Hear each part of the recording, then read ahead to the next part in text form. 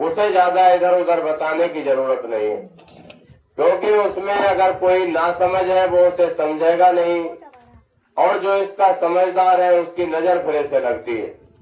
इसलिए संत कहते हैं जो गुरु भक्ति में हमें प्राप्त होता है उसे हम छुपा कर रखें। दुनिया की दौलत हम छुपा कर रखते हैं, कोई कहीं रोड पर अपनी दौलत निकाल कर नहीं रखता, न किसी को बताता।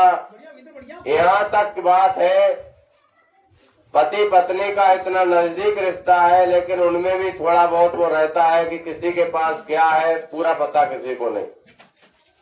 अभी जब नोटबंदी हुई थी तो बहुत सारे लोग इस बात के गवाह रहे कि बहनों ने निकाल के इतने सारे रुपए दिए बदलने को कि ये कुछ रुपए पड़ोसन ने दे दिए हमारे बदलवा दियो। तो हालत क्या है कि इतना फर्क सब में रहा, लेकिन गुरु जब शिष्य को अपनाता है वो इस फर्क को भी खत्म करके अपनाता है। गुरु शिष्य को अपने जैसा बनाने के लिए आता है, वह शर्ते हम गुरु को गुरु समझे। गुरु के चरणों का स्थान हमारे हृदय में है। हम हृदय में जब तक दुनिया बसाए बैठे हैं, वो परमात्मा के चरण फिर कहाँ बसेंगे। तुलसी साहब जी एक महात्मा हुए हाथरस में, उन्होंने कहा दिल का हुजरा साफ कर जाना के आने के लिए, ध्यान गैरों का उठा उसके बिठाने के लिए। कि दुनिया की जो गैरियत जो हमारे कहीं परमार्थ में काम आने वाली नहीं है, ये जो दुनिया है इसमें कोई भी रिश्ते हैं, कोई भी साधन है, कोई भी धन संपत्ति है, ये जब हमारा आखिरी टाइम आएगा तो इनमें से कोई चीज हमारे काम नहीं आएगी। वहां पर गुरु का दिया हुआ नाम हमारे काम आता है, जिससे हम बेखबर हुए पड़े। और दुनिया की खबर हमें इतनी है कि हम मतलब किसी को ना पता हो वो भी पता करने की कोशिश करते हैं।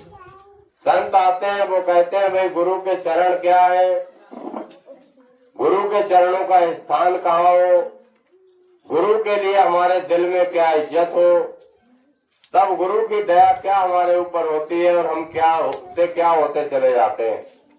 तो स्वामी शिवदयाल सिंह जी महाराज का एक शब्द है, उस शब्द में स्वामी जी महाराज ने कहा चरण गुरु हृदय धार रही, भौ की धार कठिन अत भारी, तो अब उलट वही।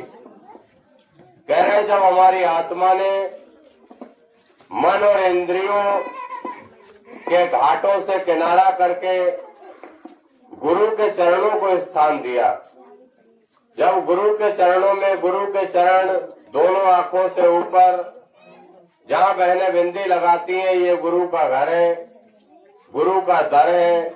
और इस दर में जब हम अंदर एंट्री करते हैं तो थोड़ा आगे बढ़कर वहाँ गुरु चरण है, जहाँ आत्मा विश्राम करती है। गुरु की दया से जब आत्मा शरीर के 9 द्वारों को खाली करके ऊपर आती है तो थोड़ा अंदर की तरफ जाकर ब्रह्मरंध्र जिसे कहते हैं वहाँ आत्मा स्नान वो आराम करती है। वहाँ गुरु के चरण है, और गुरु के चरण वो नूरी स्वरूप है, प्रकाश रूप है। उस प्रकाश रूप का दर्शन जब हमारी आत्मा को होता है तो गुरु के चरणों का हमारे हृदय में निवास होता है।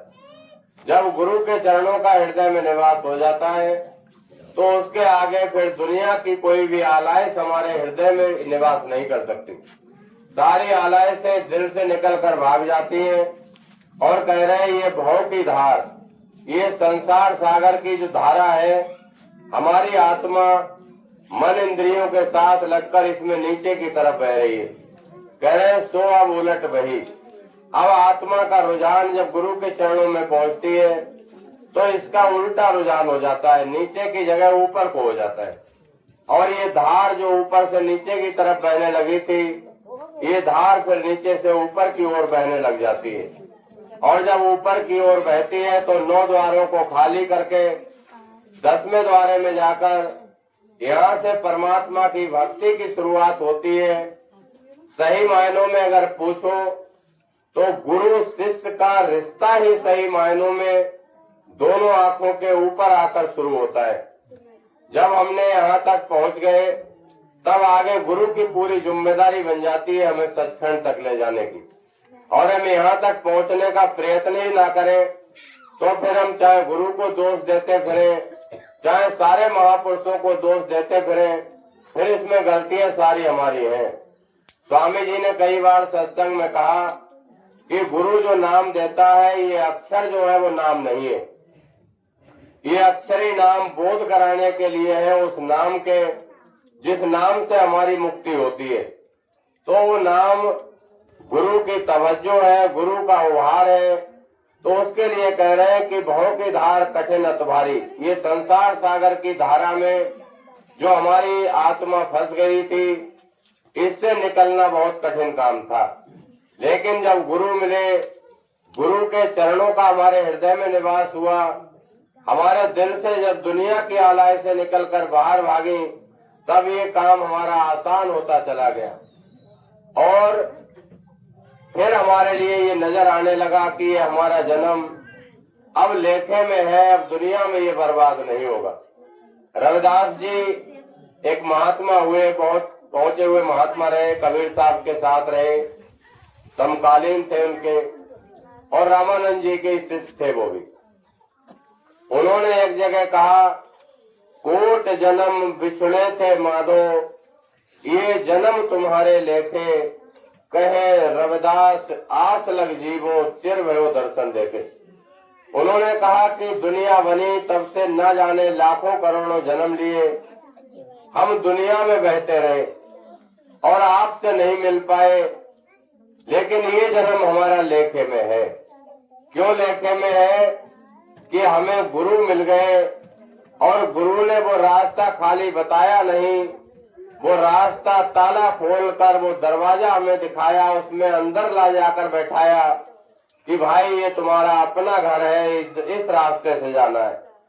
तो कहने लगे अब हमारे लिए ये विश्वास हो गया कि ये परमात्मा के लेखे में ये हमारा जन्म आ गया, अब हमारे लिए दुनिया में कोई भटकाने वाला रहेगा नहीं।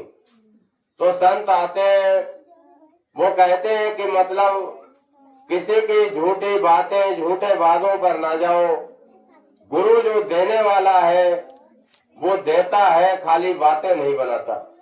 स्वामी जी को हमने देखा अपने जीवन में, बड़े बड़े बिगड़े लोग, बड़े बड़े दूसरे संतों से नाम लिए लोग भी स्वामी जी के पास आए।